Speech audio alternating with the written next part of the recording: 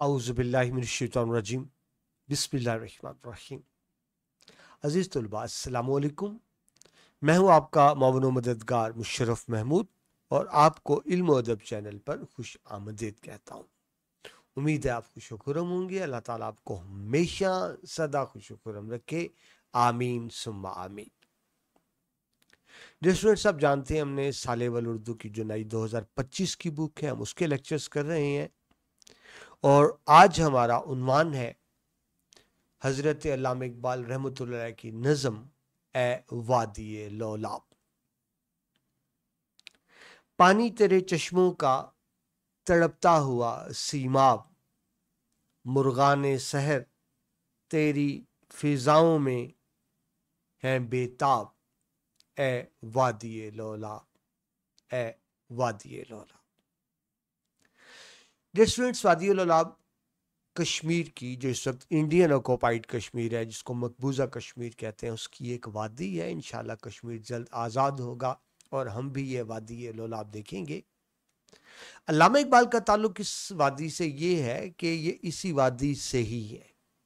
अल्लामा इकबाल कश्मीरी नस्ल थे, आपके अबा-ओ-अजदाद का ताल्लुक कश्मीर से था, तो उनका ताल्लुक कश्मीर की इसी वादी से था जिसके हम वादी लौलाब के नाम से पढ़ेंगे और इसको समझेंगे। अल्लामा इकबाल की एक नज़म जिसके अंदर अपने वतन की तड़प, कश्मीरी मुसलमानों की तड़प आपको नजर आएगी। बज़ाहिर डेट स्टूडेंट इसमें वादी लौलाब की बात कर रहे हैं अल्लामा इकबाल, लेकिन ज़हन में रहे यहाँ मकसद वादी लौलाब से मतलब पूरी वादी कश्मीर है। वो वादी कश्मीर की खूबसूरती बयान कर रहे हैं और वादी कश्मीर के लिए दुआ कर रहे हैं, वादी कश्मीर के लोगों से मुखातिब। तो यहाँ वादी लौलाब दरअसल वादी कश्मीर को ही कहा जा रहा है। वैसे अल्लामा इकबाल के अबा अजदाद का ताल्लुक वादी लौलाब से था। हज़रत इकबाल आप बेहतर जानते हैं बरे सगीर के फ़लसफ़ी शायर, हकीमुल उम्मत, शायरुल मशरिक़, ये उनकी नज़म है। आप सियालकोट में पैदा हुए, लाहौर में तालीम हासिल की और फिर आप बाहर चले गए और फिर वापस लाहौर में ही मुस्तकिल मुकीम रहे। लाहौर ही में आपका इंतकाल हुआ और लाहौर ही में बादशाही मस्जिद के पहलू में आपको दफन किया गया। ये आपका मज़ार है जो आप देख रहे हैं बादशाही मस्जिद के बिल्कुल पहलू में, सीढ़ियों के करीब। आपकी किताब अरमगाने हिजाज, ये नज़म दरअसल इसी किताब से ली गई है। इस किताब के दो हिस्से, आधा हिस्सा फ़ारसी में है और आधा हिस्सा उर्दू में है। तो ये उर्दू हिस्से से ये नज़म ली गई जो आज आपने देखनी है। डियर स्टूडेंट्स, ये है वादी लौलाब। पहले ज़रा वादी लौलाब की खूबसूरती देख लें, किस कदर खूबसूरत वादी है जिसका आप इसमें ज़िक्र पढ़ेंगे। वो कहते हैं ना जी, एक तस्वीर हज़ार अल्फाज से बेहतर होती है। तो पहले ज़रा वादी लौलाब के मुख्तलिफ मनाज़र देखें। ये देखिए, सब सरसब्ज वादी, आपको दरिया नज़र आ रहा है और अतराफ में आपको खूबसूरत पहाड़ नज़र आ रहे हैं। ये आपको सनोबर के दरख्त नज़र आ रहे हैं जिसका इस नज़म में जिक्र है, जो मखरूती लेकिन लंबे, खासे लंबे होते हैं, जो वादी की हुस्न और ख़ूबसूरती में इजाफा करते हैं। ये एक पूरा पस मंज़र जिसको आप एरल व्यू कहते हैं, यानी पूरी वादी के दूर से आपको इसमें तस्वीर नज़र आ रही है। डियर स्टूडेंट्स, ये एक साज है जिसको मिज़राब कहते हैं। इस साज का जिक्र भी है तो इसलिए मैंने आपको दिखा दूं। ये देखिए, बड़ा साज है, इसमें ये तार्स लगी होती हैं जिनको बजाया जाता है, बल्कि मैं आपको उनकी पिक्चर्स भी दिखा दूं। ये देखिए, ये तार होते हैं। इस तार को जब यूं बजाया जाता है तो इसमें से एक म्यूजिक साउंड प्रोड्यूस होता है। तो इस साज का जिक्र भी इसके अंदर आपको मिलेगा। ये चंद तस्वीरें थी जो आपने देखी, लेकिन इससे पहले कि हम बाकायदा लेक्चर का आगाज़ करें, वादी लौलाब पर छोटी सी एक वीडियो भी देख लें। पहले वादी लौलाब की सैर कर लें और फिर हम वादी लौलाब को पढ़ते हैं। वादी लौलाब कश्मीर की एक खूबसूरत वादी है। इस वादी को इकबाल की वादी भी कहा जाता है क्योंकि शायर मशरक अल्लामा इकबाल ने इस वादी पर एक नज्म लिखी है। वो लिखते हैं, पानी तेरे चश्मों का तड़पता हुआ सीमाब, मुर्गाने सहर तेरी फजाओं में है बेताब, ए वादी लौलाब, ए वादी लौलाब। आज की वीडियो में कश्मीर की इसी खूबसूरत और दिलकश वादी यानी वादी लौलाब के बारे में बात होगी। वादी लौलाब जिसका मतलब है valley of love and beauty, ये एक हिमालयाई वादी है जो जम्मू कश्मीर के डिस्ट्रिक्ट कुपवाड़ा में سری نگر سے 114 کلومیٹر کے فاصلے پر واقع ہے۔ لولاب کا علاقہ نہ صرف حسین نظاروں کی وجہ سے مشہور ہے بلکہ یہاں ایک بلند پایہ دینی بزرگ شیخ الحدیث مولانا انور شاہ کشمیری کا جنم ہوا ہے۔ مولانا مرحوم کا آبائی گھر وادی لولاب کے گاؤں ورنو میں آج بھی موجود ہے۔ وادی لولاب قصبہ کپواڑہ سے کچھ ہی دوری پر واقع ہے۔ اس وادی کا مرکزی شہر سوگام ہے۔ وادی کا آغاز نہایت ہی دلکش نظارے سے ہوتا ہے، جہاں انتظامیہ کی طرف سے اور فن تعمیر کا شاہکار نمونہ داخلی دروازے کی صورت میں تعمیر کروایا گیا ہے۔ جیسے جیسے داخلی دروازے سے نکل کر اس وادی کے اندر قدم بڑھتے ہیں، سڑک کے دونوں اطراف قدرت کے دل فریب نظارے دیکھنے والوں کا تاہے دل سے استقبال کرتے ہیں۔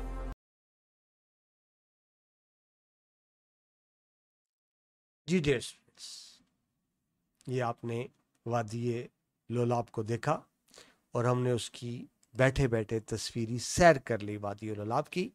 اب ہم دیکھتے ہیں کہ حضرت علامہ اقبال اس وادی کو کس طرح سے دیکھتے ہیں۔ پہلے حسب معمول مختصر سا تعارف۔ ویسے تو آپ جانتے ہیں حضرت علامہ اقبال کے بارے میں، ڈاکٹر علامہ محمد اقبال، 61 سال آپ نے عمر پائی، نام محمد اقبال، ادبی نام علامہ اقبال، تخلص اقبال، یعنی شاعری میں آپ اپنا نام اقبال استعمال کرتے ہیں۔ القاب آپ کو حکیم الامت بھی کہا جاتا ہے، امت کا حکیم، یعنی آپ نے امت کا مرض بھی دریافت کیا، اس کا علاج بھی بتایا۔ یہ وہ میڈیکل حکیم نہیں، یعنی فکری سوچنے والے مدبر کے معنی میں۔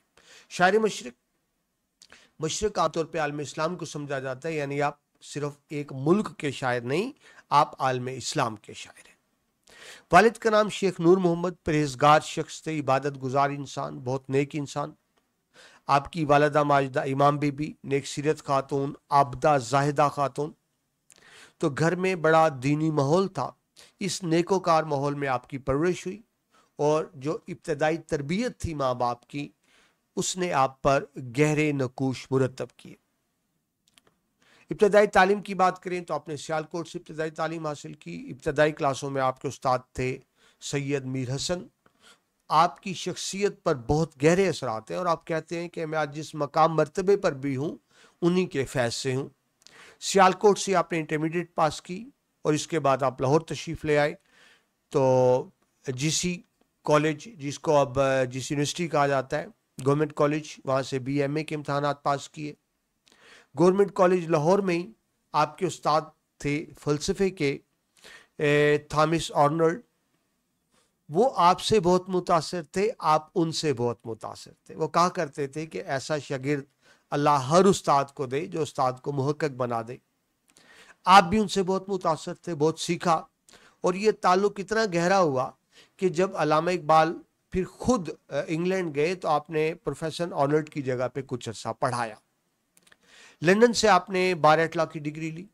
بار ایٹ لا جس طرح پاکستان میں ایل ایل بی ہوتا ہے، تو آپ یوں سمجھ لیں جو انٹرنیشنل ڈگری ہے لا کی، بیچلر ڈگری، اس کو بار ایٹ لا کہتے ہیں۔ جرمنی سے ڈاکٹریٹ یعنی پی ایچ ڈی کی ڈگری بھی آپ نے حاصل کی۔ تو جب آپ کے نام کے ساتھ ڈاکٹر لکھا ہوتا ہے تو ایک تو پی ایچ ڈی ڈاکٹر تھے، لیکن ذہن میں رکھیں آپ کو ڈاکٹر کا خطاب انگریزوں سے بھی ملا تھا۔ حضرت علامہ اقبال کے اسلوب کی بات کریں، لکھنے کے انداز کی بات کریں تو برے صغیر کے عظیم مفکر ہیں، سوچنے والے ہیں، فلسفی شاعر ہیں۔ جو اسٹوڈنٹ فلسفی کون ہوتا ہے؟ جو چیزوں کو میری آپ کی طرح سرسری نہیں دیکھتا، گہرائی سے دیکھتا ہے، یہ کیا ہے، کیوں ہے، کب ہے، کہاں ہے، کیسے ہے۔ جو چیزوں کو گہرائی سے دیکھے اس کو فلسفی کہتے ہیں۔ تو آپ برے صغیر کے فلسفی شاعر، آپ نے اپنی شاعری کو وقف کر دیا دین کے لیے۔ آپ کی پوری شاعری تبلیغ دین ہے، اصلاح امت ہے۔ آپ کا ہر شعر ریلیٹ کرتا ہے کسی قرآنی آیت سے یا کسی حدیث مبارکہ سے۔ یعنی میں یہ کہہ سکتا ہوں کہ جہاں تک میں نے علامہ اقبال رحمۃ اللہ علیہ کو پڑھا، آپ کی پوری شاعری قرآن و حدیث کی تشریح ہے۔ آپ نے اپنی شاعری کے ذریعے سوئی قوم کو جگانے کی کوشش کی اور قوم کو درس دیا کہ قرآن و سنت کے ساتھ جڑ کر اس کی تعلیمات پہ عمل کر کے ہی ہم دنیا آخرت کی کامیابی حاصل کر سکتے ہیں۔ آپ کے اہم شعری موضوعات جو ہیں خودی یعنی اپنی پہچان، سیلف ریکوگنیشن، ہمیں پتہ ہو ہم کون ہے، مرد مومن، وہ بتاتے ہیں مرد مومن کو کیسا ہونا چاہیے، یعنی ایک مسلمان کو کیسا ہونا چاہیے۔ شاہین کا بڑا ذکر کرتے ہیں کہ شاہین جو بلند پرواز کرتا ہے وہ اپنے جوانوں میں شاہین کی سی صفات دیکھنا چاہتے ہیں، عمل کی بات کرتے ہیں، حریت آزادی کی بات کرتے ہیں، روحانی بیداری کی بات کرتے ہیں، اسلامی تشخص اور اسلامی معاشرے کے قیام کی بات کرتے ہیں۔ تو یوں آپ دیکھیں اقبال نے پوری شاعری کو دین کی تبلیغ کے لیے وقف کر دیا، اور دیکھیں اس کا انعام بھی کیا ملا، حضرت اقبال کو انعام بھی کیا ملا۔ علامہ اقبال اس مقام تک پہنچے، اللہ نے ان کو یہ مقام دیا کہ ڈیئر اسٹوڈنٹس، علامہ اقبال ایک مضمون کا درجہ اختیار کر گئے۔ علامہ اقبال ایک سبجیکٹ ہے۔ دیکھیے جس طرح آپ سبجیکٹ پڑھتے ہیں نا، فزکس، کیمسٹری، میتھ، بایولوجی، اسلامیات، پاک اسٹڈی، اسی طرح سے اقبالیات بھی ایک مضمون ہے۔ تو اللہ کی طرف سے یہ مرتبہ ملا کہ حضرت اقبال کی شخصیت کو ایک مضمون کا درجہ مل گیا۔ آپ کے شعری مجموعوں کی بات کریں تو آپ کے جو اردو شعری مجموعے ہیں، بانگ درا، بال جبرائیل، ضرب کلیم، ارمغان حجاز، جس کا میں نے بھی آپ کو بتایا آدھا حصہ اردو میں اور آدھا فارسی میں ہے، اور یہ نظم اسی سے لی گئی ہے۔ فارسی مجموعوں کی بات کریں تو اسرار و رموز، یہ مصنوی ہے، دراصل دو الگ الگ اسرا ہیں لیکن ان کو اکٹھا نام دے دیتے ہیں۔ پیام مشرق، زبور اجم، یہ فارسی میں ہے، جاوید نامہ بھی، اور ارمغان حجاز کا آدھا حصہ بھی فارسی میں ہی ہے۔ تو یہ جو آپ نظم پڑھ رہے ہیں یہ اس کے اردو حصے سے لی گئی، اے وادی لولا۔ اسٹوڈنٹ، اس سے پہلے کہ ہم آگے چلیں، ہم مختصر سا تعارف، ویسے تو ویڈیو دیکھ چکے، وادی لولاب کا تعارف دیکھ لیں۔ یہ مقبوضہ کشمیر بھارت کے شمالی ضلع کپواڑہ میں واقع ایک خوبصورت وادی ہے۔ یہ تقریباً 200 مربع میل پر پھیلی ہوئی خوبصورت وادی ہے۔ اپنے قدرتی حسن کی وجہ سے دنیا کے جو خوبصورت ترین سیاحتی مقامات ہیں ان میں سے ایک ہے وادی لولاب۔ اگر ہم دیکھتے ہیں حضرت اقبال کا کیا تعلق، تو اسے میں نے بھی آپ کو بتایا، آپ کشمیری نسل ہیں، آپ کے آباء و اجداد کا تعلق وادی لولاب سے ہی تھا۔ کشمیر سے علامہ اقبال کی اٹیچمنٹ دیکھیں کہ آپ نے کشمیر کے والے سے 19 نظمیں، یعنی آپ نے 19 نظمیں ایسی تحریر کی جن کا موضوع کشمیر تھا، جن میں سے ایک آپ یہ پڑھ رہے ہیں، تو اس سے کشمیر سے آپ کی محبت اور وابستگی کا اظہار ہوتا ہے۔ زیر تشریح نظم وادی لولاب میں بظاہر صرف وادی کے لوگوں سے خطاب کیا گیا ہے، لیکن اس طرح میں نے بھی آپ کو بتایا دراصل اس سے مراد تمام باشندے ہیں کشمیر کے، اور ان کو مخاطب کیا گیا۔ علامہ اقبال نے اس نظم میں کشمیر کی خوبصورتی کے ساتھ ساتھ مسلمانوں کی موجودہ زبوں حالی کہتے ہیں برے حال، آپ دیکھیں مسلمان غلام ہیں، اور ظاہر کشمیر کے مسلمانوں کو آزادی نہیں ملی، ہم تو آزاد ہو گئے، کشمیر کے مسلمان آج بھی محکوم ہیں، وہ آج بھی ظلم کا سامنا کر رہے ہیں۔ تو اس نظم میں جہاں کشمیر، وادی کشمیر کی خوبصورتی کا ذکر کر رہے ہیں حضرت اقبال، وہاں مسلمانوں کی زبوں حالی، مذہبی رہنماؤں کی بے عملی اور قوم کے اندر سوز و گداز کی کمی پر بھی افسوس کا اظہار کریں ہیں۔ دیکھیے اسٹوڈنٹس، اب آپ جانتے ہیں کشمیر میں آزادی کی تحریک چل رہی ہے، کشمیری مجاہدین لڑ رہے ہیں، جانوں کی قربانی دے رہے ہیں، لیکن ذہن میں رکھیں جب علامہ اقبال نے نظم لکھی تھی اس وقت ابھی کشمیر میں آزادی کی جدوجہد شروع نہیں ہوئی تھی، بات میں ذہن میں رکھیے، اس وقت کشمیر میں آزادی کی جدوجہد شروع نہیں ہوئی تھی۔ تو اقبال کو اسی چیز پر افسوس ہے، حضرت اقبال کو، کہ مسلمان سوئے ہوئے ہیں، ان کے دینی رہنما سوئے ہوئے ہیں، دینی رہنماؤں کو چاہیے مسلمانوں کو خواب غفلت سے جگائیں، بیدار کریں، تاکہ ان میں آزادی کی روح بیدار ہو۔ تو یہ تڑپ آپ کو اس میں نظر آئے گی۔ ایک اور اسٹوڈنٹس بات سمجھ لیں، یہ اس نظم کی حیت کیا ہے، یعنی حیت کہتے ہیں بناوٹ کو، جس کو آپ مینوفیکچرنگ کہہ لیں، ساخت کہہ لیں، تو یہ ہے دراصل ترجیحی بند نظم۔ یہ آپ لکھیں گے آپ کو اچھے نمبر ملیں گے، آپ ضرور لکھیے گا کہ نظم کیا ہے، اس نظم کی حیت کیا ہے، یہ ترجیح بند نظم ہے۔ اب ترجیح بند نظم کیا ہوتی ہے یہ بھی دیکھ لیں، ایسی نظم جو ہر بند کے آخری مصرع بار بار دہرایا جائے، یعنی نظم میں بند ہو اور بند کا جو آخری مصرع ہے وہ بار بار دہرایا جائے، جس طرح آپ دیکھ رہے ہیں اس نظم میں بار بار دہرایا جا رہا ہے اے وادی لولاب، تو اس کو آپ ترجیح بند نظم کہیں گے۔ اچھا، کیونکہ اس میں تین مصرے ہیں تو تین کو مثلث کہتے ہیں، تو اگر آپ مزید ایکسپلین کریں، کیونکہ اس نظم میں تین مصرے ہیں اور ہر تیسرا مصرع ریپیٹ ہو رہا ہے، تو آپ اس کو مثلث ترجیح بند نظم بھی کہہ سکتے ہیں۔ ٹھیک ہے جی، ایسی نظمیں عام طور پر ترنم کو بڑھانے کے لیے، تاکید کرنے کے لیے، احساس کی شدت بڑھانے کے لیے لکھی جاتی ہیں۔ وادی لولاب بھی انہی نظموں میں سے ایک نظم ہے۔ आप देखें 3 मिसरे हैं। आपकी किताब में आखिर में बताया गया है कि वादी लोलाब कश्मीर की खूबसूरत वादी है जो खित्ता कश्मीर के शुमाल मगरब में श्रीनगर कश्मीर का कैपिटल है, मकबूजा कश्मीर का, श्रीनगर से 115 किलोमीटर के फासले पर जिला कपवाड़ा में वाक़या है। ये डियर स्टूडेंट्स, ये मालूमात आपके लिए ज़रूरी है क्योंकि MCQs में बाज़ औक़ात इस तरह की चीज़ आ जाती है, पूछी जा सकती है आपसे। जी, तो तारुफ खासा लंबा हो गया जी। अब हम बाकायदा नज़म की तरफ आते हैं। नज़म का पहला शेर, पानी तेरे चश्मों का तड़पता हुआ सीमाब, मुर्गान सहर तेरी फिजाओं में है बेताब, ए वादिये लोलाब।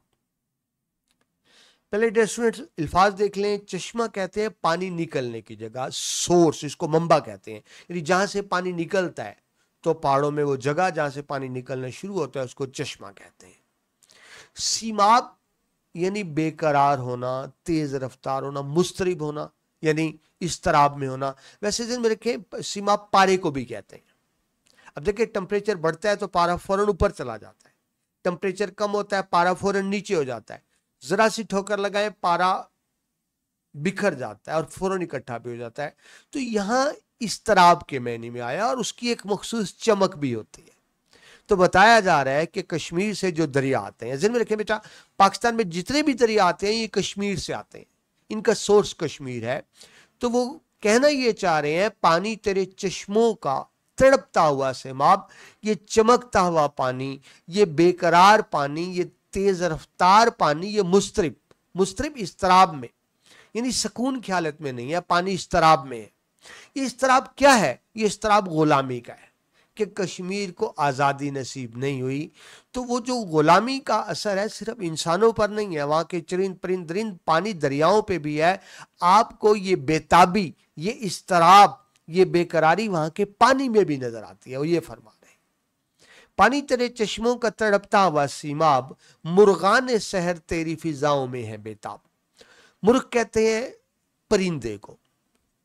तो मुर्गान सहर सुबह के परिंदे, देखिए सुबह ठंडा वक्त होता है, परिंदे सुबह उठते हैं, अल्लाह की हमदो सना करते हैं। तो ये क्या आ गया, मुर्गान सहर तेरी फिजाओं में बेताब, लेकिन उनमें एक बेताबी और बेचैनी नजर आती है। यानी बताया जा रहा है कि जहाँ आज़ादी की नेमत है बहुत बड़ी, और आज़ादी की नेमत से सिर्फ इंसान नहीं सब पे असरात आते हैं, ऐसे ही गुलामी के जो असरात हैं वो सिर्फ इंसान नहीं, चरिंद परिंद दरिंद पहाड़ दरिया समंदर सब पे आते हैं। तो वो एक अलामती बताया गया कि परिंदे तक भी वहाँ बेताब है। मुर्गान सहर तेरी फिजाओं में है बेताब, ए वादी लोलाब। वादी लोलाब हम बेटा तफसीली देख चुके, कश्मीर की एक खूबसूरत वादी। मफहूम देखिए, अगरचा मैं आपको मुख्तसर बता चुका हूं, वादी लोलाब की खूबसूरत और वादी के अंदर बेताबी की लहर जिसका इसके अंदर जिक्र किया गया। जिस तरह रेस्टोरेंट आपको पहले बता चुका हूं, अल्लामा इकबाल वादी लोलाब से गहरे ताल्लुक जाहिर करते हैं। खुद कश्मीरी नस्ल थे, उनके आबाओ-अजदाद की ये वादी थी, आबाओ-अजदाद का ये मस्कन था। ठीक है जी, वो इसकी जहाँ खूबसूरती का जिक्र कर रहे हैं वहाँ साथ साथ उनका दिल भी कुड़ रहा है कि ये हम गुलाम हो चुके, ये वादी गुलाम है। यानी इसके अंदर एक ख्वाहिश मौजूद है कि काश हमें जल्द आज़ादी मिल जाए। इस शेर में बताया गया कि जो कश्मीर के बाशिंदे हैं उनसे मुखातिब करके कहते हैं कि अल्लाह ताला ने तुम्हें हुस्न दिया, तुम्हारी वादी को हुस्न दिया, ऐसी खूबसूरत जगह दुनिया में शायद कोई होगा नहीं।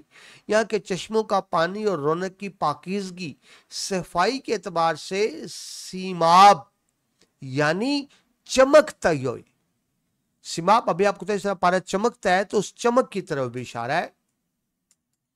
ये यानी गलत लिखा गया, तो वो जो पानी चमक रहा है ये उस तरफ भी इशारा है, चमकता हुआ मुस्तरिब इस्तराब में बेचैनी में मालूम होता है। यहाँ की फिजा इस कदर दिलकश है, मुसरत अंगेज है कि सुबह के जो परिंदे हैं वो नगमा सराई पर मजबूर हैं, लेकिन उनकी आवाज़ में भी एक दर्द है, एक दुख है। क्यों कि कश्मीर गुलामी की जंजीरों में जकड़ा हुआ है और वो आज़ादी की नेमत से महरूम है। ये दुख आपको उनके परिंदों के चहचहाने में भी नजर आता है। सिमाब रेस्टोरेंट जिस तरह भी आपको बताया, ये अलामत है हरकत की और चमक की, कि जो चश्मों का पानी सिमाब यानी तेज रफ्तार भी है और बेकाबू भी है। यहाँ जहाँ खूबसूरती का एहसास हो रहा है वहाँ की शदीद इस्तराबी कैफियत को भी ज़ाहिर कर रहा है ये लफ्ज़।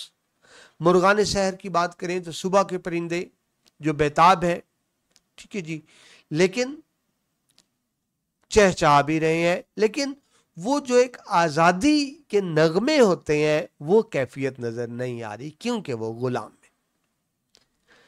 फिजाओं में बेताब का मतलब कि परिंदे और हर मखलूक फिजा में बेदारी और इनकलाब की कैफियत से मुतासिर है, यानी वो चाहते हैं कि इनकलाब आए। इस नज़म में जो शायर हज़रत इकबाल है वादी के तमाम बाशिंदों से मुखातिब है और अपना ताल्लुक़ ज़ाहिर कर रहे हैं वादी से, वहाँ के बाशिंदों से।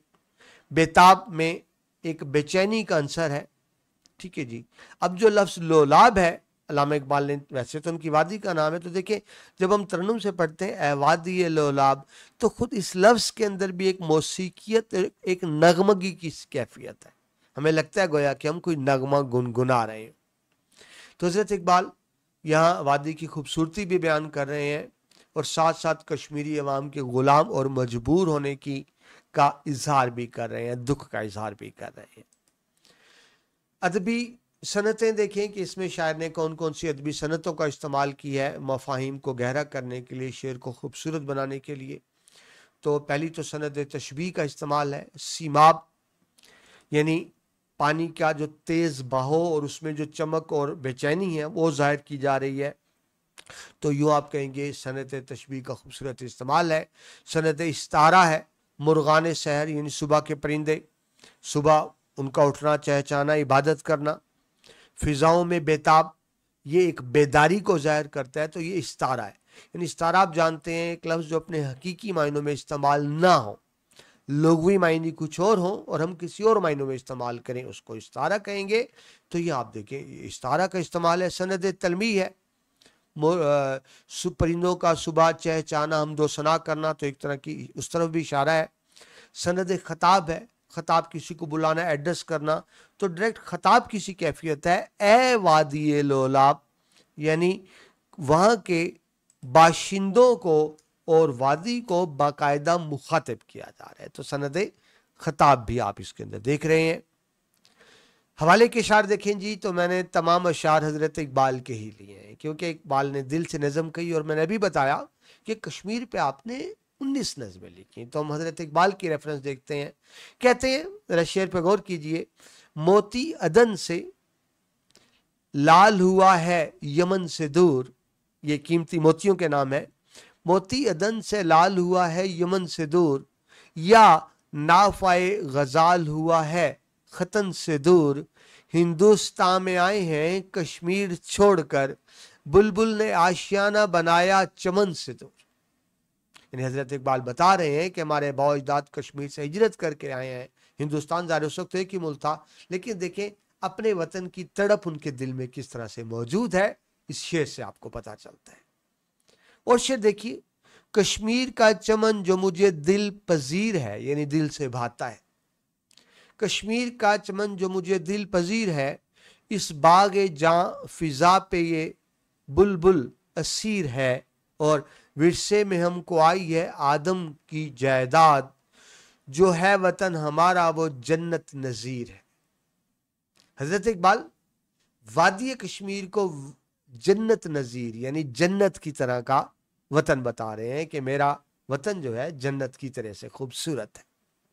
लेकिन कश्मीर की गुलामी का दर्द भी आपके दिल में है, तो कहते हैं आज वो कश्मीर है महकूम व मजबूर व फ़कीर, कल जिसे अहले नज़र कहते थे ऐरान सगीर। छोटा ऐरान, सगीर छोटे कहते, कल ये ऐरान कहा जाता था इसको, और अब यह है कि वो महकूम है। और फिर कहते हैं कि तोड़ उस दस्त जफा कैश को यारब, जिसने रूह आज़ादी कश्मीर को पामाल किया। अल्लाह ताला से दुआ करें, अल्लाह ताला उन हाथों को तोड़ जिसने कश्मीर को गुलाम बनाया है। यानी दरअसल वो कश्मीर के लिए आज़ादी की दुआ कर रहे हैं। ये रेस्टोरेंट था पहला शेर। اور اب ہم بڑھتے ہیں اس نظم کے دوسرے شعر کی طرف۔ گر صاحب ہنگامہ نہ ہو ممبر و محراب، دیں بندہ مومن کے لیے موت ہے یا خواب۔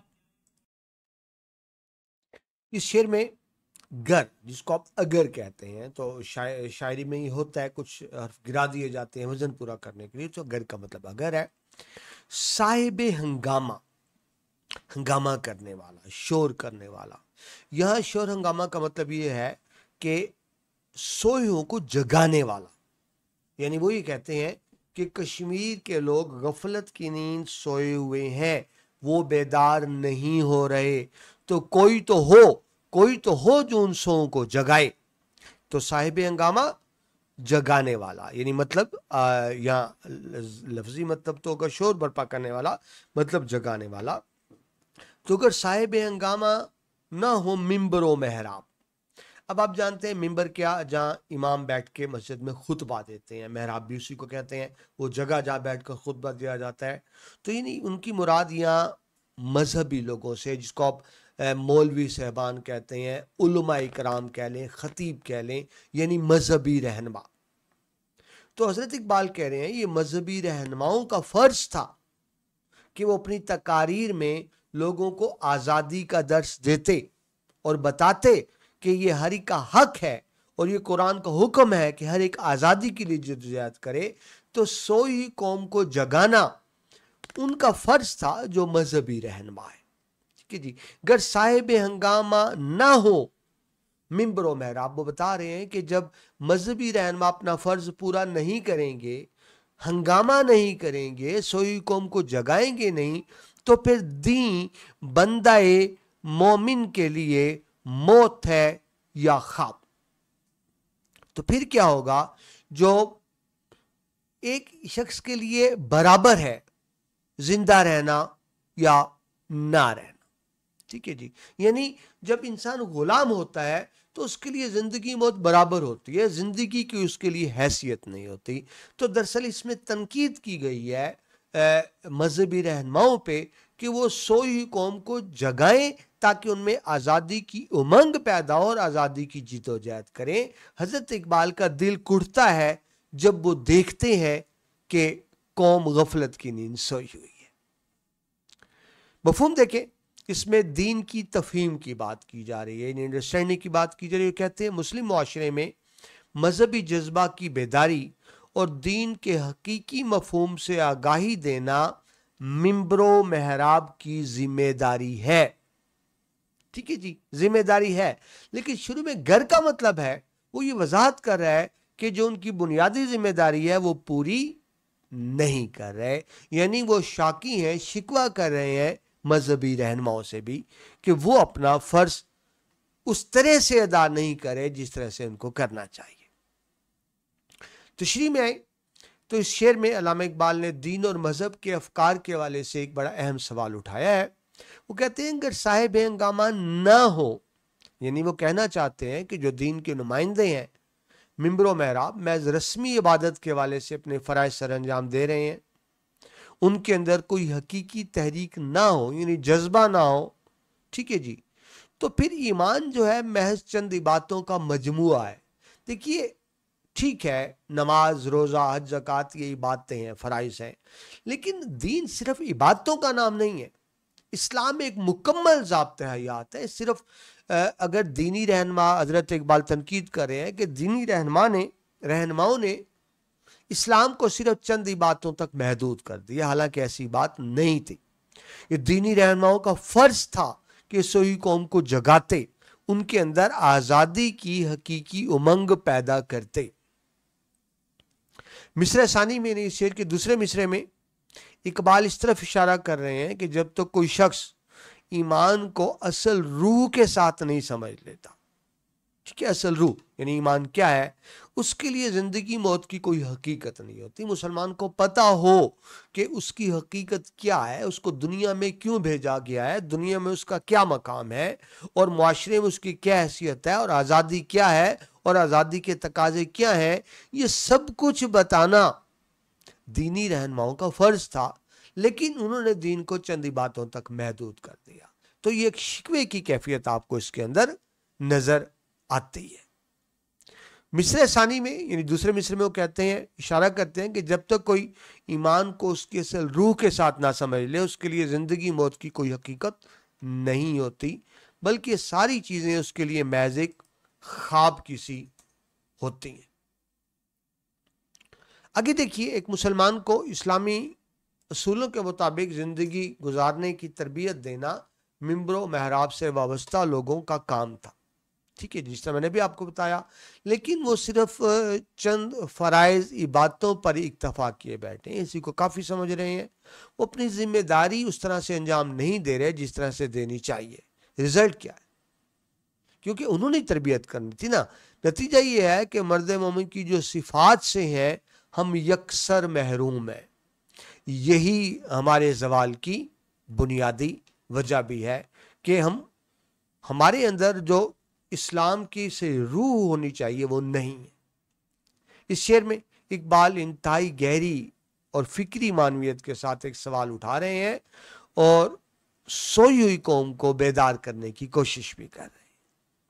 اس شعر میں حضرت اقبال مسلم معاشرے کی مذہبی اور سماجی زبوں حالی پر بھی تنقید کر رہے ہیں. زبوں حالی، برا حال. بتایا جا رہا ہے کہ ممبر و محراب یعنی مسجد کا جو ممبر ہے اور قبلہ گاہ ہے وہ اپنی ذمہ داریوں سے غافل ہے، اپنی ڈیوٹیز پوری نہیں کر رہے، اور وہ تربیت کے بنیادی فریضہ کی ادائیگی پر پرجوش نہیں ہے. یعنی جس طرح سے ان کو پرجوش ہو کے اپنے فرض ادا کرنا چاہیے وہ نہیں ہے. یہی وجہ ہے کہ جو عام عوام ہیں وہ دین اسلام کی حقیقت اور برکتوں سے دور ہے، اور شاید یہی وجہ ہے کہ وہ خواب غفلت کا شکار ہے، وہ بیدار نہیں ہو رہے.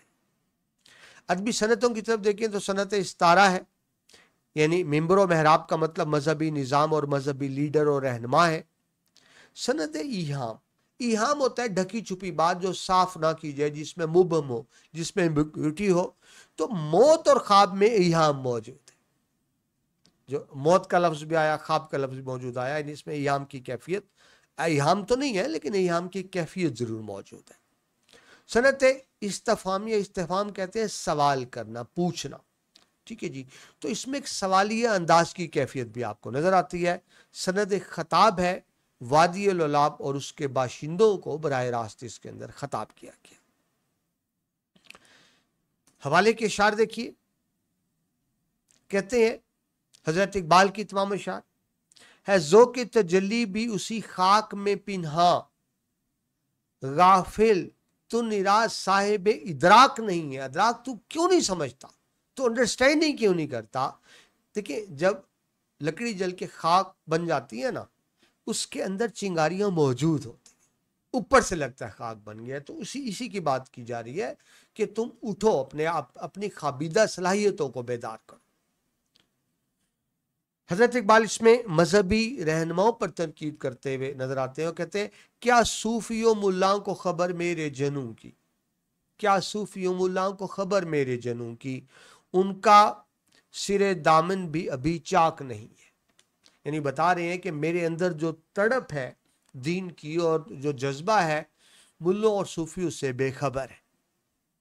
اور پھر ایک اور جگہ کہتے ہیں الفاظ و معانی میں تفاوت نہیں، لیکن تفاوت کہتے ہیں فرق، ڈیفرنس. الفاظ و معانی میں تفاوت نہیں لیکن ملا کی اذان اور مجاہد کی اذان اور. ملا کی اذان جو محض عبادت کے طور پہ ایک فرض سمجھ کے اذان دے رہا ہے، مجاہد کی اذان میں کچھ جوش و جذبہ کچھ اور ہوتا ہے. وہ کہتے ہیں میں مجاہد کی اذان چاہیے، ملا کی اذان نہیں چاہیے. یعنی ہمیں خواب غفلت سے بیدار ہونا ہوگا، پرجوش ہونا ہوگا. اور وہ مذہبی رہنماؤں سے کیا توقع رکھتے ہیں، ایک رہنما میں کیا خاصیت ہوتی ہے. حضرت اقبال کا ہی مشہور شعر نگاہ بلند سخن دل نواز جاں پر سوز، یہی ہے رخت سفر میرے کارواں کے لیے. تو ہے ساز پہ موقوف نواہائے جگر سوز، ڈھیلے ہوں اگر تار تو بیکار ہے مضراب اے وادی لولاب. साज आलाते मौसीको कहते हैं, म्यूजिकल इंस्ट्रूमेंट जिनको बजाकर मौसीकी की आवाज़ पैदा की जाती है।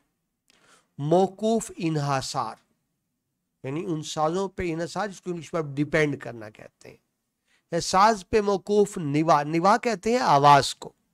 निवा है जिगर सोज, जिगर को जलाने वाली आवाज़ है, यानी वो आवाज़ जो अंदर जिगर पे असर डाले, बात वही सोई कौम को जगाना। ठीक है जी। है साज, ये वो साज हैं जो हमारे जिगर तक चोट करते हैं, हमारे जिगर को जलाते हैं। अगर साज ठीक बजाया जाए, लेकिन ढीले हो अगर तार, तो बेकार है मिज़राब।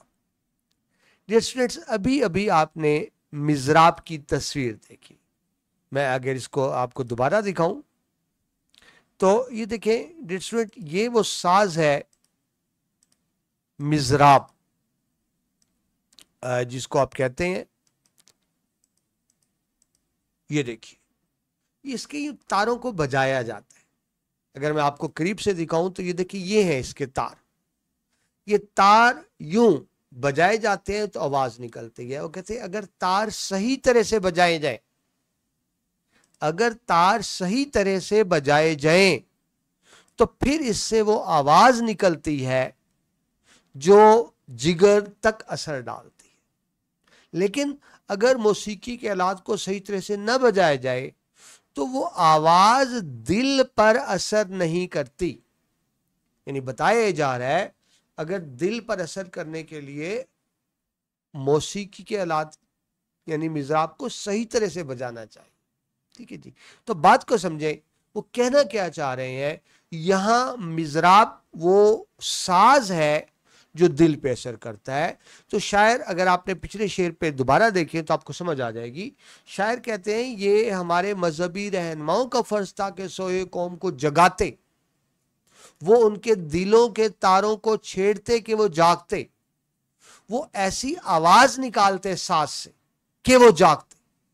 ठीक है जी। मिज़राब तार से बजाने वाला एक साज, यानी वो कहना ये चाह रहे हैं, मफहूम किया है कि कौम की बेदारी और जज्बे के बगैर तमाम कोशिशें बेसूद है।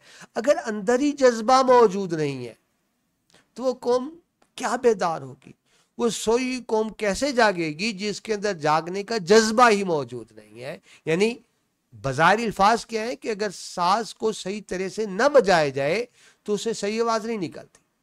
कहना क्या चाह रहे हैं कि जब तक कौम बेदार ना हो, जब तक कौम को बेदार ना किया जाए, उस वक्त तक आज़ादी की तमाम कोशिशें बेकार हैं। याद रखिए, आज़ादी के लिए कुर्बानी देनी पड़ती है, जागना होता है। आज़ादी कभी भी भीख से नहीं मिलती, आज़ादी कभी भी भीख में नहीं मिलती, ये जालिम से ताकत के जोर पे छीननी पड़ती है। तशरीह में अल्लामा इकबाल ने मौसीकी के आलात रहमतुल्लाह अलैह ने तार से बजाने वाले एक साज मिज़राब की मिसाल दी, जो मैंने आपको दिखाया अभी, कि जब इसके अंदर तारों को छुआ जाता है तो इस साज से खूबसूरत आवाज निकलती है। बिल्कुल इस तरह जब तक इंसान के अंदरूनी एहसासात और जज्बात मुकम्मल तौर पर बेदार नहीं हो जाते, उस वक्त तक कोई बाईमानी अमल पैदा नहीं हो सकता। निवाहाय जिगर सोज यानी दिल को पिघलाने वाले सुर तभी पैदा होंगे जब तार मजबूत हो और उन्हें सही तरह से बजाया जाए। अगर तार ढीले हो या उन्हें सही तरह से न बजाया जाए तो उससे जो मौसीकी निकलेगी बिल्कुल बेकार होगी, वो असर नहीं करेगी। तो बात को समझिए, इसको बैनुल सतूर कहते हैं, बिटवीन द लाइन्स, यानी बज़ाहिर अल्फाज कुछ और है, बताना वो कुछ और चाह रहे हैं। तो बैनुल सतूर वो कहना क्या चाह रहे हैं कि जब तक इंसान के अंदर का जज्बा और ईमान मजबूत ना हो तो उसके सारे अमल बेअसर हो जाते हैं और उनका कोई मस्बत नतीजा बरामद नहीं होता। जब तक साज को सही बजाया नहीं जाएगा, उससे कोई आप तवक्को नहीं कर सकते कि कोई अच्छी आवाज निकलेगी। इस शेर में निवाहाय जिगर सोज में जो दर्द सोज की कैफियत है مزراب کا لفظ اس میں موسیقیت پیدا کر رہا ہے جسے شعر میں ایک طرح کا ترنم آ جاتا ہے، لیکن نواحۂ جگر سوز میں ایک جو درد کی کیفیت ہے، وہ درد جو حضرت اقبال کو کشمیری عوام کے حوالے سے تھا، اس کا اظہار اس میں آپ بڑے اچھے انداز سے دیکھ سکتے ہیں۔ سوری، یہ نظر نہیں آ رہا تھا آپ کو، میں نے اب اس کو کلیئر کر دیا جی۔ تو یہ دوبارہ دیکھ لیجئے، میں نے ابھی جو آپ کو میں آلریڈی ایکسپلین کر چکا ہوں، ہے ساز پہ موقوف نواحۂ جگر سوز، ڈھیلے ہوں اگر تار تو بیکار ہے مصرع۔ تو یہ آپ دیکھ رہے ہیں، یہ ہم کر چکے ہیں، لیکن اس وقت شاید آپ کو سکرین نظر نہیں آ رہی تھی۔ ادبی صنعتوں کی طرف آئیں تو صنعت تشبیہ کا اس کے اندر استعمال ہے۔ قوم کو ساز اور قوم کے رہنماؤں کو مزراب سے تشبیہ دی گئی کہ انہوں نے وہ ساز بجانا ہے۔ صنعت کنایا ہے، کنایا ہوتا ہے جب آپ براہ راست بات نہ کریں، اشاروں سے بات کریں، اسے کنایا کہتے ہیں۔ تو صنعت کنایا کا استعمال ہے، یعنی ڈھیلے تار سے مراد قوم کا سست روی کا شکار ہونا ہے۔ صنعت استعارہ ہے، ساز، تار، مزراب کا استعاراتی استعمال ہے۔ استعارہ آپ بار بار دیکھ رہے ہیں، جب ایک لفظ اپنے حقیقی معنوں میں استعمال نہ ہو، یعنی لغوی معنی کچھ اور ہو، ہم کسی اور معنی میں استعمال کریں، اس کو استعارہ کہتے ہیں۔ صنعت استعارہ صنعت خطاب ہے، وادی لولاب اور اس کے باشندوں کو براہ راست خطاب کیا گیا۔ حوالے کے اشعار دیکھیں۔ خرد کہتے ہیں عقل کو، عقل، دانش، وزڈم۔ خرد نے کہہ بھی دیا لا الہ تو کیا حاصل، دل و نگاہ مسلمان نہیں تو کچھ بھی نہیں۔ اندر دل و نگاہ، اندر کی کیفیت کی بات ہو رہی ہے، یعنی جب تک ہم اندر سے بیدار نہیں ہوں گے، خواب غفلت سے نہیں جاگیں گے، بات نہیں بنے گی۔ وہ کہتے ہیں یہ ذکر نیم شبی، یہ اکٹھے ہیں اشعار۔ خرد نے کہہ بھی دیا لا الہ تو کیا حاصل، دل و نگاہ مسلمان نہیں تو کچھ بھی نہیں۔ یہ ذکر نیم شبی، رات کو اٹھ کے ذکر کرنا، یہ مراقبے، یہ سرور، تیری خودی کے نگہبان نہیں تو کچھ بھی نہیں۔ یعنی اگر تیرے اندر خود ہی نہیں ہے تو یہ رات کو جاگنا بھی کوئی تجھے فائدہ نہیں دے گا۔ خرد نے کہہ بھی دیا لا الہ تو کیا حاصل، دل و نگاہ مسلمان نہیں تو کچھ بھی نہیں۔ اچھا، یہ ریپیٹ ہو گیا، اور اسی کو ایکسپلین کرتے ہیں حضرت اقبال ایک اور جگہ پہ اس طرح سے۔ وہ کہتے ہیں دل سوز سے خالی ہے نگہ پاک نہیں ہے، دل سوز سے خالی ہے نگہ پاک نہیں ہے، پھر اس میں عجب کیا کہ تو بے باک نہیں ہے۔ یعنی دل میں سوز، جب تک دل میں درد نہیں ہوگا بات بنے گی نہیں۔ اور پھر وہ مذہبی رہنماؤں کو جو شکوہ کر رہے تھے، آپ نے پچھلے شعر میں دیکھا کہ اپنا فرض انجام نہیں دے پا رہے، سوئی قوم کو جگا نہیں رہے، تو کہہ رہے ہیں گلا تو گھونٹ دیا اہل مدرسہ نے تیرا، گلا تو گھونٹ دیا اہل مدرسہ نے تیرا، کہاں سے آئے صدا لا الہ الا اللہ۔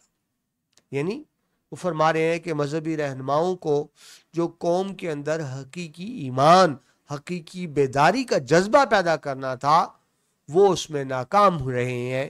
یہی وجہ ہے کہ قوم ابھی تک خواب غفلت کی نیند سو رہی ہے۔ حضرت اقبال نے اپنے طور پہ کوشش ضرور کی کہ اپنی شاعری کے ذریعے قوم کو خواب غفلت سے بیدار کریں۔ اگلے شعر پہ چلیں جی، شعر نمبر 4۔ ملا کی نظر نور فراست سے ہے خالی، بے سوز ہے میں خانہ صوفی کی ماء ناب، اے وادی لولاب۔ یہاں ملا کا مطلب عالم دین نہیں لیا گیا، یہاں ملا کا مطلب روایتی مولوی، یعنی مولوی جو بس چند تقریریں اور چند نمازیں اور عبادتیں یاد کر لیتے ہیں اور بس وہی پھر آ کے خطبہ دے دیتے ہیں، رٹی ہوئی تقریر ہوتی ہے۔ صحیح معنوں میں وہ صاحب ان کے اندر وہ ایمان کا نور نہیں ہوتا جو ایک عالم دین کے اندر ہونا چاہیے، تو ان کو ملا کہا انہوں نے۔ ملا کی نظر نور فراست کہتے ہیں، عقل مندی، وزڈم، اس کے اندر وہ کہتے ہیں دانش نہیں، عقل نہیں ہے، اس کے اندر وین نہیں ہے، اس کے اندر وزڈم نہیں ہے، وہ دانائی نہیں ہے جو ایک عالم دین میں ہونی چاہیے۔ دیکھیے عالم دین ہمارے رہنما ہیں نا، اگر وہ ان میں خود ان کے اندر وزڈم، فہم و فراست نہیں ہوگی تو قوم کی رہنمائی کیا کریں گے؟ تو کہہ رہے ہیں ملا کی نظر نور فراست سے ہے خالی، بے سوز ہے میں خانہ صوفی کی ماء ناب۔ میں کہتے ہیں شراب کو، لیکن جب شاعری کی بات کریں گے، آپ جانتے ہیں حضرت اقبال جب بات کرتے ہیں وہ تو میں نے آپ کو پہلے بتایا وہ تو قرآن سنت کے علاوہ بات ہی نہیں کرتے. تو جب حضرت اقبال مئی کی بات کرتے ہیں شراب کی تو شراب معرفت ہوتی ہے، یعنی وہ شراب جو ہمیں اللہ کے سے جوڑ دے. تو یعنی یہ مئی وہ شراب نہیں جس کو قرآن حرام قرار دیتا ہے، یا مئی حقیقی کے معنی میں آپ لیں گے. اور جب ہم رند شرابی کا لفظ استعمال کرتے ہیں اور وہ کہہ رہے ہیں مئی ناب پرانی شراب، تو پرانی شراب کا کیا مطلب؟ یعنی اصل دین اسلام، یعنی یہ مئی سے مطلب معرفت کی بات ہے، یعنی اللہ تعالیٰ کی انڈرسٹینڈنگ کی بات کی جا رہی ہے.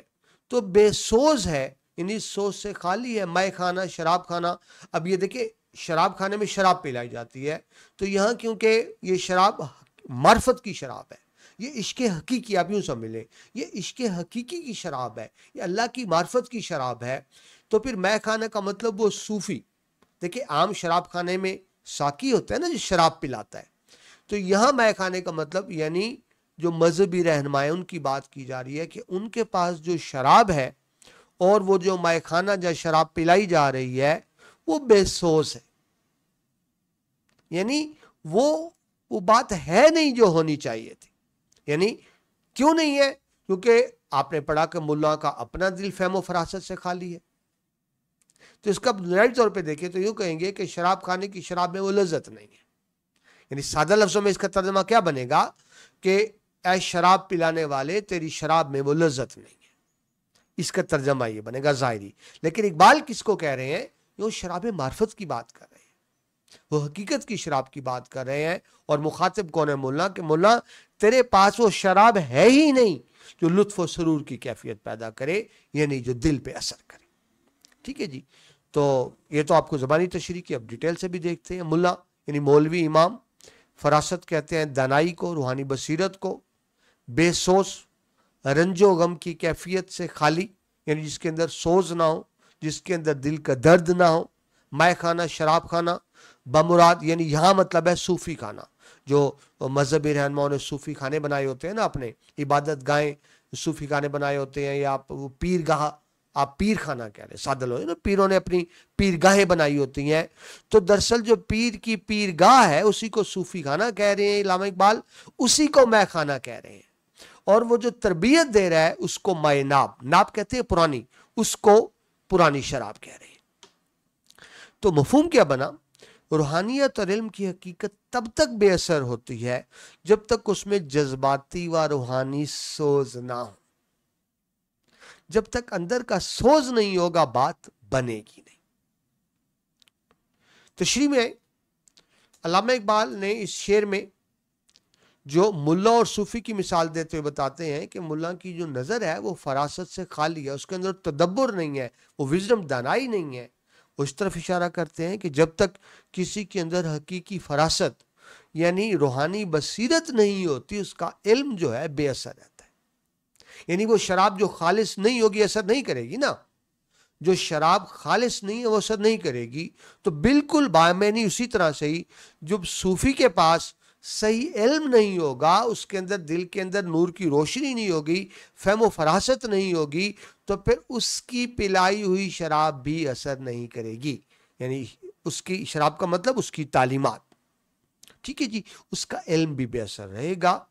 مصرع ثانی میں یعنی دوسرے مصرے میں اقبال فرماتے ہیں کہ صوفیانہ زندگی اور جو تصوف کی حقیقت کو اس میں پیش کرتے ہیں کہ جب تک انسان کے اندر جذبہ اور سوز نہیں ہوتا نا تو اس کے تمام تر روحانی تجربات بھی بیکار ہیں، بے سود ہیں. اس شعر میں نور فراست میں دانشوری کا پہلو موجود ہے، جبکہ مے ناب میں ایک صوفیانہ رمزیت بھی موجود ہے. اردو میں ہم دیکھا جائے تو ویسے تو صوفی اور ملا کو ہم الگ الگ لفظوں میں لیتے ہیں. ہم صوفی کہتے ہیں جو دین کی گہری بصیرت رکھتے ہیں، اور ملا کہتے ہیں عام مولوی کو. لیکن حضرت اقبال نے دونوں کو ایک ہی معنوں میں استعمال کیا ہے، صوفی اور ملا کو. ٹھیک ہے جی. اردو شاعری کی روایت ہے کہ مے خانہ سے مراد کیا ہوگا؟ اس دنیا کی آسائشیں، اس دنیا کی رنگینیاں ہوتی ہیں، جبکہ مے ناب سے مراد یہ ہے کہ وہ شراب جو حقیقت کی شراب ہو. جو حقیقت کا ادراک کرے۔ تو علامہ اقبال نے مائے ناب کو اسی انداز میں لیا ہے کہ جو ہمارے اندر روحانی حقیقی بصیرت جب تک پیدا نہیں ہوتی، یعنی جب تک ہم معرفت کی شراب نہیں پی لیتے، تب تک یہ جو ظاہری کتابی علم ہے اس کا کوئی فائدہ نہیں ہوگا۔ علامہ اقبال اس شعر میں جو ہمارے مذہبی پیشوا، مذہبی رہنما ہے اور جو صوفیہ کرام ہیں ان پر تنقید کرتے ہیں کہ ملا کی نظر نور فراست سے خالی ہے۔ ہمارے جو مذہبی رہنما ہیں وہ دور اندیش نہیں ہے، ان کے پاس حقیقی معرفت نہیں ہے، وہ عشق و مستی کی ان پہ وہ کیفیت نہیں ہے جو ہونی چاہیے تھی۔ یہی وجہ ہے کہ ان کی تعلیمات میں اثر نہیں، مولوی صاحب تقریر کر رہے ہیں، بے روح ہے، سننے والوں کے دل پہ اس کا کوئی اثر نہیں ہوتا۔ وجہ کیا ہے کہ ان میں حقیقی معرفت نہیں، جذبے کی کمی ہے۔ ادبی صنعتیں دیکھیں تو صنعت استارہ ہے، مے خانہ اور مائے ناب۔ مے خانہ بجائے تو شراب خانہ ہوتا ہے، لیکن یہاں اس کا مطلب صوفی خانہ ہے۔ مائے ناب پرانی شراب، لیکن یہاں اس کا مطلب معرفت کی شراب جو ہمیں اللہ کی معرفت دے دے، یعنی اللہ کے قریب کر دے اور ہمیں حقائق سمجھا دے۔ سند خطاب مولوی وادی لولاب میں خطاب ہے وادی لولاب سے اور وہاں کے باشندوں سے۔ حوالے کے اشعار دیکھیے، حضرت اقبال ہی کے اشارے سارے کہتے ہیں، اٹھا میں مدرسہ و خانگاہ سے نمناک روتا ہوا، اٹھا میں مدرسہ و خانگاہ سے نمناک، نہ زندگی نہ محبت نہ معرفت نہ نگاہ۔ یعنی آپ مدرسہ خانگاہ سے کوئی محبت نہیں سیکھتے، کوئی معرفت نہیں سیکھتے، اللہ کی معرفت نہیں سیکھتے، آپ کو نگاہ نہیں ملتی جو آپ کے دل کو منور کر دے۔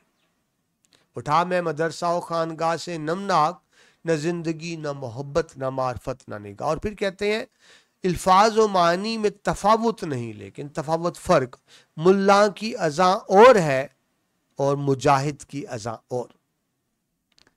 ملا کی اذان صرف ظاہری اذان ہے، وہ چند کلمات منہ سے پڑھ دیتا ہے ترنم کے ساتھ۔ مجاہد کی اذان کون سی ہوتی ہے؟ جو دل سے نکل رہی ہوتی ہے اور دل پہ اثر کرتی ہے نا، دل سے جو بات نکلتی ہے اثر کرتی ہے، پر نہیں طاقت پرواز مگر رکھتی ہے۔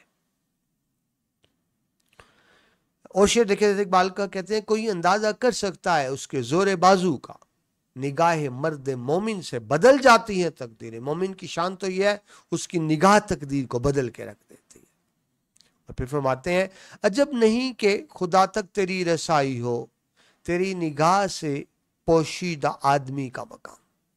تم تو بھی آدمی کے مقام تک نہیں پہنچے تو بات کرتے ہو خدا کی معرفت کی، یعنی پہلے تمہیں حقیقت کا ادراک کرنا ہوگا، سمجھنا ہوگا۔ ہاں جب تم یہ جان جاؤ گے کہ انسان کا مقام کیا ہے، یعنی جب تم یہ جان جاؤ گے تمہاری اپنی حقیقت کیا ہے، تو تب تم یہ بھی جان جاؤ گے تمہارا اللہ کون ہے، خدا کون ہے۔ اس کو حضرت اقبال خودی کا پیغام کہتے ہیں، یعنی اپنی ذات کی پہچان۔ کہتے ہیں تیری نماز میں باقی جلال ہے نہ جمال، تیری اذاں میں نہیں ہے میری سحر کا پیام۔ یعنی وہی بات، ہماری جو عبادتیں ہیں بے روح ہیں، ان کے اندر حقیقی روح نہیں ہے جس طرح سے ہونی چاہیے۔ پانچواں اور آخری شعر دیکھیے اس نظم کا، بیدار ہوں دل سے، بیدار ہوں دل جس کی فغان سحری سے، اس قوم میں مدت سے وہ درویش ہے نایاب، اے وادی لولاب۔ بیدار ہونا خواب غفلت سے جاگنا، میں بار بار لفظ استعمال کروں۔ فغاں کہتے ہیں آہوزاری کرنا، رونا، فریاد کرنا، رو رو کر فریاد کرنا۔ فغان ساری یعنی صبح کے وقت، یہ بڑا عبادت کا وقت ہوتا ہے، تو صبح صبح اٹھ کر اللہ سے مانگنا، سجدے میں گڑ گڑانا، اس کی بات ہو رہی ہے۔ بیدار ہوں دل جس کی فغان ساری سے، اس قوم میں مدت سے، بہت عرصہ ہو گیا، مدت سے وہ درویش ہے نایاب۔ نایاب نظر نہیں آتا، موجود نہیں، ٹھیک ہے، یعنی وہ درویش جو صبح صبح اٹھ کے سجدوں میں آہوزاری کرے اور سوئی قوم کو جگائے، وہ درویش اب پیش قیمت ہے، مطلب یہ نہیں ختم ہو گئے ہیں، مطلب بہت کم ہے، بہت کم، نہ ہونے کے بعد ناپید جو بہت یونیک، جو بہت کم۔ इस कौम में मुद्दत से वो, यानी वो रहनुमा बहुत कम है जिनकी आवाज में वो सहर हो, जिनकी आहोजारी में असर हो कि सोई कौम जाग जाए। मफहूम देखें, हकीकी बेदारी और रूहानी इनकलाब उस वक्त ही आ सकता है जब एक हकीकी दरवेश कौम को अपनी फिक्री और रूहानी तहरीक से बेदार करे, यानी सोई कौम को जगाए।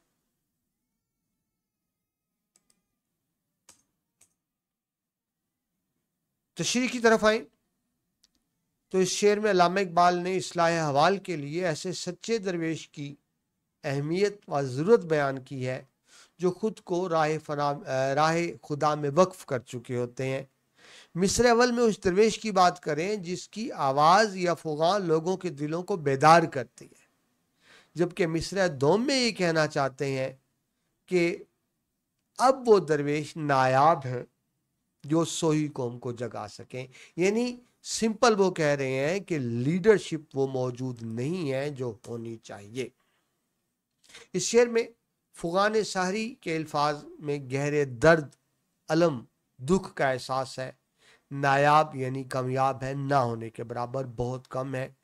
तो बता रहे हैं कि वो रहनुमा नहीं है जो सोई कौम को जगाएं।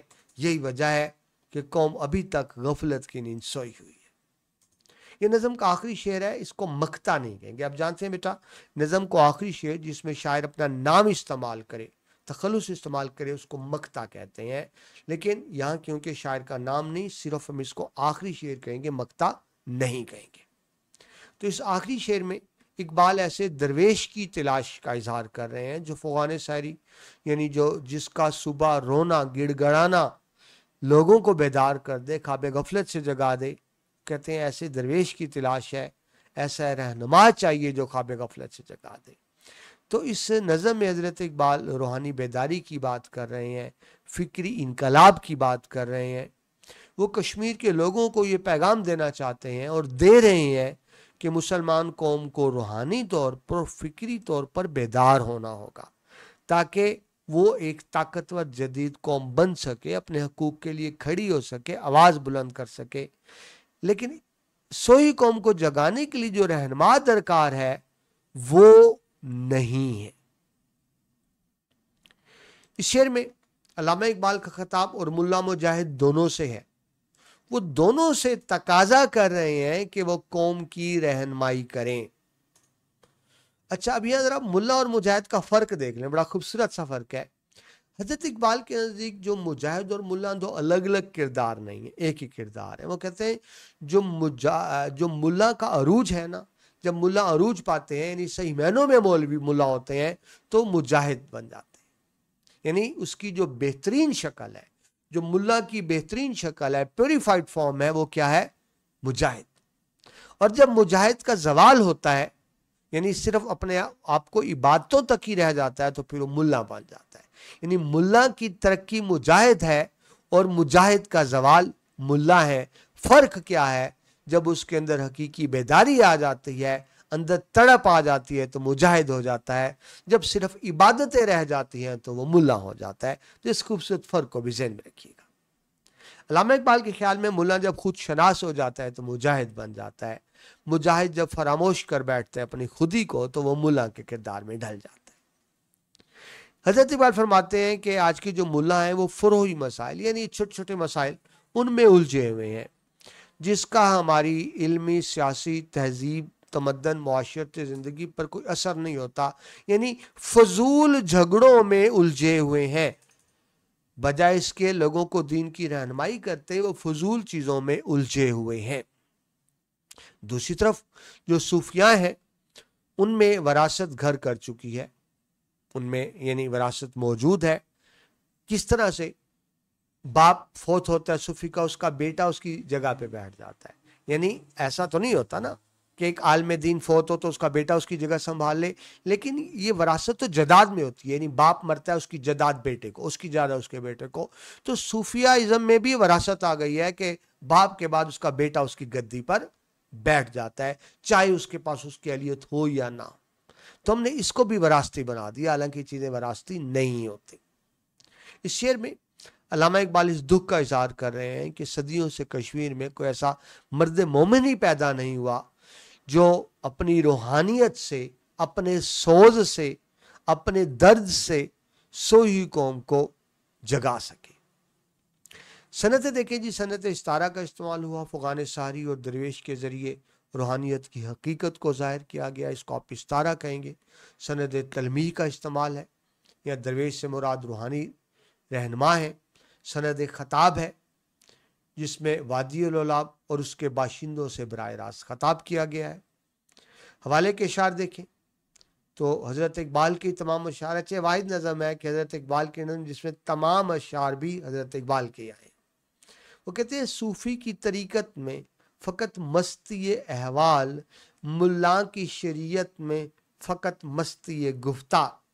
جو صوفی ہے وہ صرف احوال پہ ہے، اور جو ملا ہے وہ صرف گفتار، اس کی تقریر بڑی اچھی ہوتی ہے، اثر نہیں ہوتا، لفظ بہت اچھے ہوتے ہیں، مطلب روح نہیں ہے۔ اور دیکھیے کہتے ہیں ملا کا جو ہے ہند میں سجدے کی اجازت، ناداں یہ سمجھتا ہے کہ اسلام ہے آزاد، کیونکہ مسجدیں ہیں۔ اسلام کی آزادی یہ نہیں ہے، اسلام کی آزادی تو یہ تھی کہ ملک میں قرآن و سنت کا نظام قائم ہوتا، اور ملا نے سمجھ لیا ہمیں صرف کیونکہ مسجدیں بنانے، نمازیں پڑھنے کی اجازت ہے تو دین اسلام آزاد ہے، ایسا نہیں ہے۔ وہ کہتے ہیں افغانیوں کی غیرت دینی کا ہے یہ علاج، ملا کو اس کے کوہ دمن سے نکال دو۔ وہ کہتے ہیں جی اگر ان میں غیرت کا جذبہ پیدا کرنا ہے تو بڑے سخت الفاظ ہیں کہ ملا کو کوہ، پہاڑ، دمن، وادیوں سے نکال دو، کیونکہ ان میں وہ یہ ملا ان میں وہ جذبہ پیدا کرنے میں ناکام ہو گئے۔